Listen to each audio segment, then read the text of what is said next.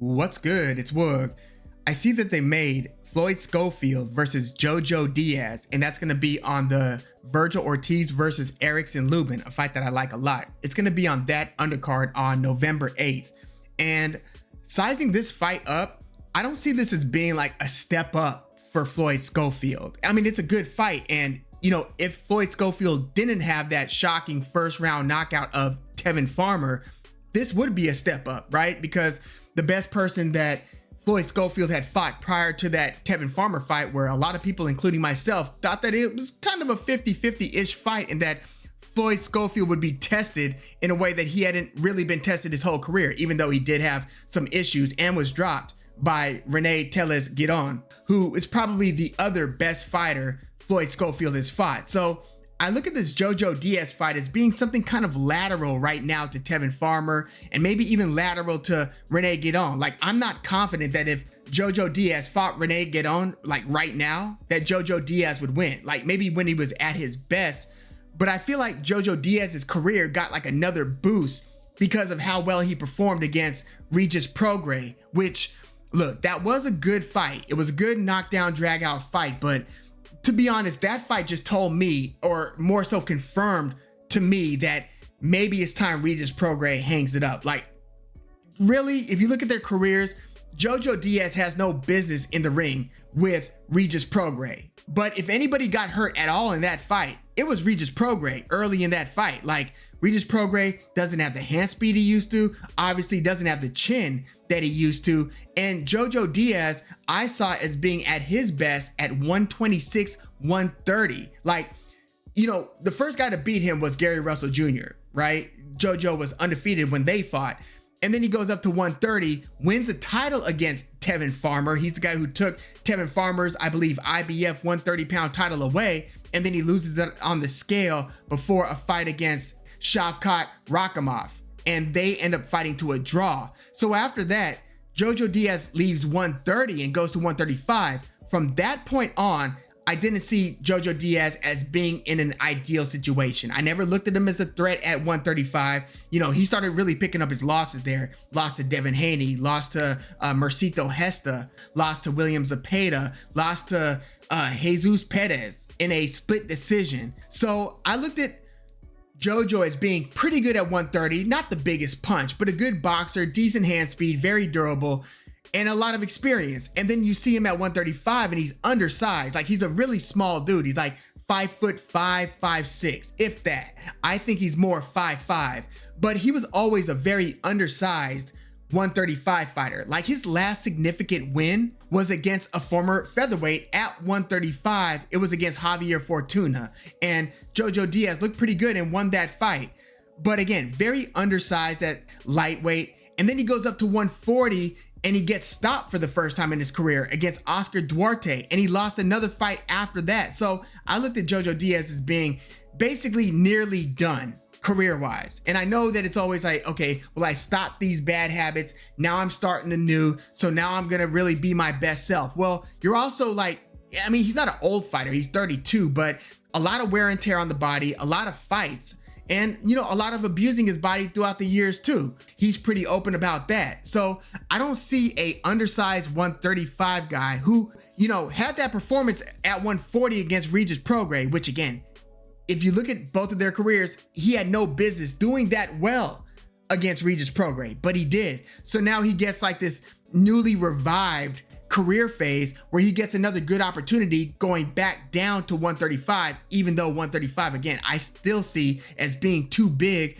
for JoJo Diaz to have real success. And now he's going to be fighting Kid Austin, the 23-year-old Floyd Schofield. So don't let that performance against Regis Prograis fool you. I look at that as being more a, hey, what the hell was that, Regis, than a, hey, JoJo Diaz is back and in prime condition. And I don't want to take too much away from that performance, but that is really how I see that. Because, again, 7 out of JoJo Diaz's last 9 fights have resulted in a loss. Again, I repeat, he's lost 7 out of his last 9 fights. Now, granted, they're against some of the best, really good fighters, right? Devin Haney, even this version of Regis Prograis, William Zepeda, Oscar Duarte, and so forth. But he's going to be fighting a very talented young dude in Floyd Schofield. And, you know, I also don't want to take too much out of Floyd Schofield's spectacular first round performance against Tevin Farmer. Like, to me, that was a bit of an outlier. Like, even if they were to rematch, I don't think Floyd Schofield would have nearly that spectacular performance against Tevin Farmer. I think Tevin Farmer got caught cleanly early, and that was pretty much it. Beautiful performance, but I think that JoJo is going to give him some rounds here. Like, my gut feeling tells me Floyd Schofield, but via decision. Like, I think that highly of JoJo Diaz's durability. Again, the only time he's been stopped was against Oscar Duarte up at 140, where he really has no business way up there. Regis Prograis performance notwithstanding. JoJo Diaz is not a 140 fighter. I hardly consider him a real threat at 135, but I do think he's going to be durable enough, I think, to give Floyd Schofield some quality rounds and to go the distance. So again, I don't look at this as being a significant step up from Floyd Schofield, but at least he's going to get some rounds against a highly experienced, good fighter, rounds that he didn't get against Tevin Farmer because he finished him so quickly, unexpectedly. So yeah, let me know your thoughts about this matchup. I like it, I don't love it, but it's a good, I don't want to call it a stay busy fight. It's better than that. And again, it's against a very experienced fighter, but this isn't like a huge jump in opponent quality unless you consider that he only had one round against Tevin Farmer. So yeah, maybe when JoJo Diaz brings him into the middle rounds, you see what Floyd Schofield really has in the toolbox and what adjustments he can make. See if the southpaw JoJo Diaz could give him some problems. I mean, Floyd Schofield likes to switch. He's listed as orthodox, but you see him in the southpaw stance a good amount.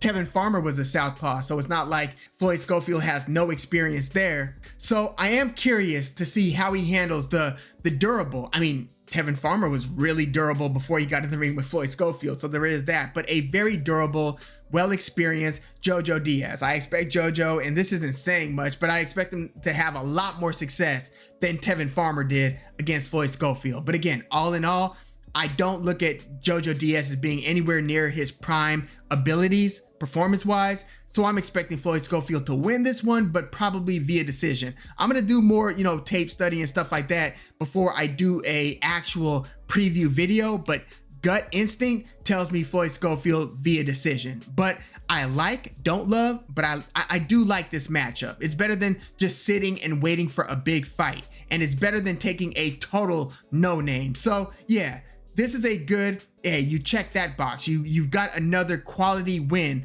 under your belt, assuming Floyd Schofield wins this one. But yeah, let me know your thoughts about this matchup between Kid Austin and JoJo Diaz. And early guesses, how do you see this one playing out? Let me know your thoughts in the comments, like the video. And again, I like Vergil Ortiz versus Erickson Lubin. You've got to obviously favor Vergil Ortiz, but again, I'm gonna do some more film study before I give my actual prediction on that one. I did a early thoughts video on Ortiz versus Lubin, so check that out. But yeah, I like these top two fights on that card. But yeah, let me know your thoughts on all this in the comments, like the video, subscribe to the channel if you are into the fight talk. I'm Woog, thanks for tuning in.